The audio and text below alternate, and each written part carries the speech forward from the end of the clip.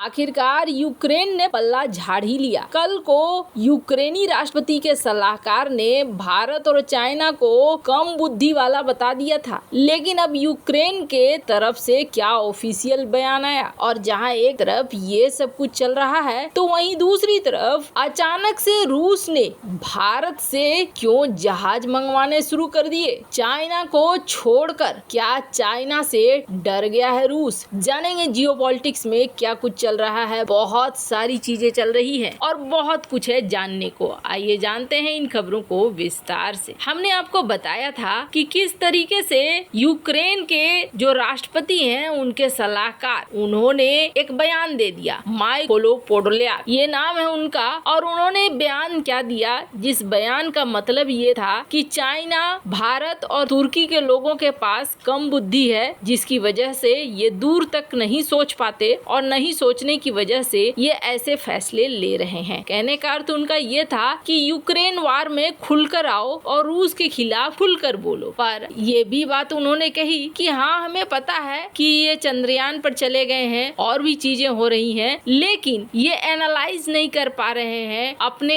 Actions का। जो वो काम कर रहे हैं उनकी बुद्धि कम है, इसलिए वो समझ नहीं पा रहे हैं। अब यहाँ पर हुआ क्या है, आगे बढ़कर ये भी कह दिया गया कि हाँ जी, उन्होंने साइंस में पैसे लगाए हैं, भारत ने तो चंद्रयान भेज दिया है, लेकिन उनके देश मॉडर्न वर्ल्ड को समझ नहीं पा रहे हैं। अब ये गुस्सा इतना ज्यादा बढ़ गया कि चाइना ने कह दिया मुझे स्पष्टीकरण दे दो। भारत ने तो अभी तक कुछ नहीं कहा, लेकिन चाइना ने स्पष्टीकरण मांग लिया। अब जब मामला बढ़ने लगा तब देखने को आने लगा कि स्टेटमेंट, और आपको बता दें अब एक और चीज आ रही है निकल कर, और खुद ये जो माइक्लो है ये आ गए ट्विटर पर। स्क्रीन पर एक आर्टिकल देख सकते हैं आप, जिसमें उन्होंने कहा कि जिस तरीके से तुर्की, भारत, चाइना ये ग्लोबल पावर के रूप में सामने आ रहे हैं, सबको दिख रहा है कि ये जो क्षेत्रीय पावर है ये आगे बढ़ रहे हैं। मैंने ऐसा बिल्कुल भी नहीं कहा। इनका कहना था कि रशियन प्रोपेगेंडा है, रूस ने मेरे लिखे गए बातों को बदल दिया और बदल कर इसे जो ट्रांसलेट किया इंग्लिश में, कुछ इस तरीके से ट्रांसलेट किया जो इन देशों को बुरा लग रहा है। मैंने ऐसा बिल्कुल भी नहीं कहा था। स्क्रीन पर आप देख सकते हैं उनके इस ट्वीट को। अब इनका कहना है कि हमने ऐसा बिल्कुल भी नहीं कहा था और ये मामला नहीं है। खैर, ऐसा लगता है जैसे इस बात को बहुत ज्यादा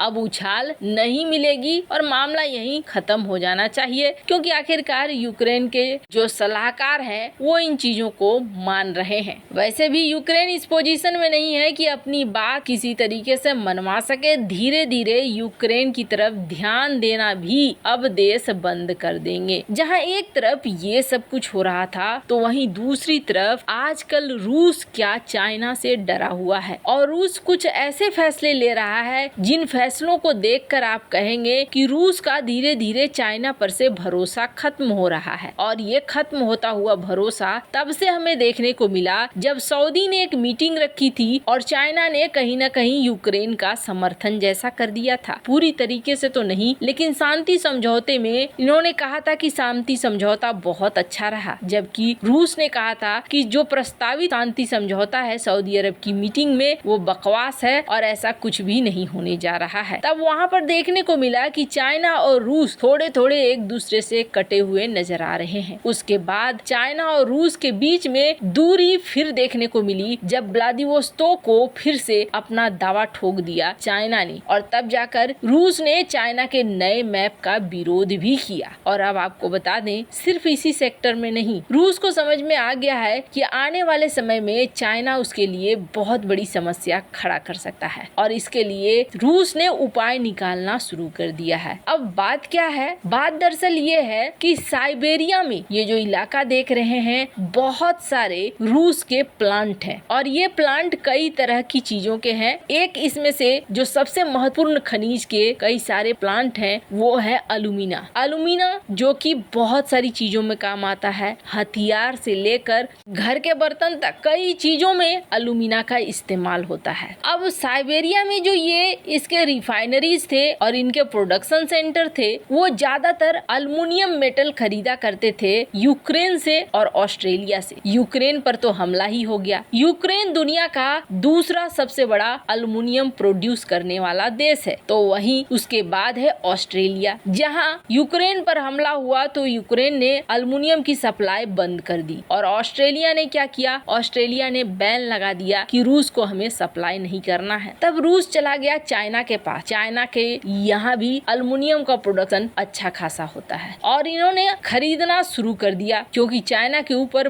बहुत ज्यादा भरोसा करता है रूस। और रूस की कंपनी है रूसाल, जो दुनिया की सबसे बड़ी अल्युमिनियम प्रोड्यूसर है आउटसाइड चाइना। यहाँ पर सप्लायर ही गायब होने लगे तो इस कंपनी को अपने डोमेस्टिक प्रोडक्शन को बनाए रखने के लिए बहुत ज्यादा जरूरत थी अल्युमिनियम धातु और इन्होंने रॉ मटेरियल मांगना शुरू किया। इन्हें करीब 5.5 मिलियन मीट्रिक टन सप्लाई की जरूरत थी। तब रूस ने चाइना से संपर्क साधा और चाइना से कहा कि आप हमें बेचो और पिछले साल चाइना ने रूस को बहुत मात्रा में अल्युमिनियम बेचा। $1.1 बिलियन का अल्युमिनियम खरीद बढ़कर हो गया $1.8 बिलियन का और इसके लिए उन्होंने पैसे दिए। पर धीरे धीरे चाइना का लालच बढ़ता चला गया। चाइना तो चाइना है, चाइना किसी को नहीं छोड़ता है। चाइना ने कॉस्ट बढ़ाना शुरू कर दिया। चाइना ने कहा कि आपको ऊंची दरों पर देना होगा। अब एक तो कंगाली ऊपर से आटा गीला,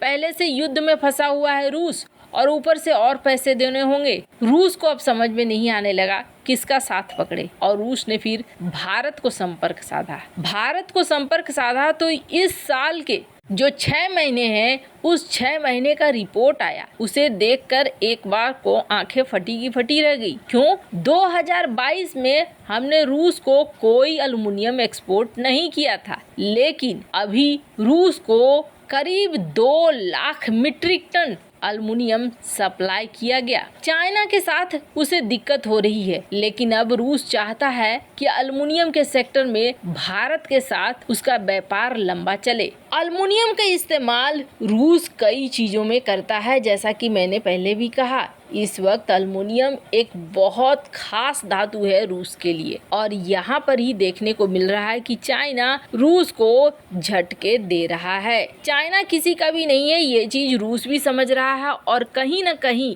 ये देखा जा रहा है कि रूस धीरे धीरे चाइना के ऊपर अपनी निर्भरता को कम कर रहा है। वहीं ये डील भारत के लिए भी अच्छी बात है। इसलिए अच्छी बात है कि अभी तक हम ज्यादा से ज्यादा तेल खरीद रहे थे, जिसकी वजह से व्यापार घाटा हमारा बढ़ रहा था। अब अगर इस तरीके की चीजें हम बेचना शुरू करेंगे तो दोनों देशों के बीच व्यापार घाटा भी कम होगा। स्क्रीन पर रेफरेंस के लिए आप देख सकते हैं आर्टिकल। वैसे इन सब मामले में आपकी क्या राय है, कमेंट कर जरूर बताएं। जल्द मिलते हैं अगले वीडियो में नई खबर के साथ।